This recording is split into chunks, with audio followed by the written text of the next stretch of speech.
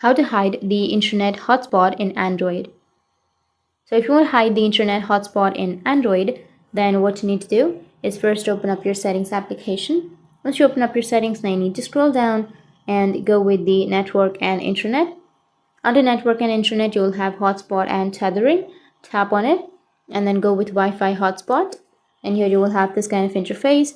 So you just need to simply go with the hotspot name, and you may have hide name option. But if you don't have hide option under your hotspot, then what you can do is you can simply go with maximum number of connections. So once you tap on number of connections as 1 or 2, any devices that you're comfortable with, then your internet will not be available to others. And if that doesn't fix your problem, then you will have an option of personal hotspot settings, and under that you will have visible to others option or visible to other devices option. If you have that option, then you can simply go and toggle it off.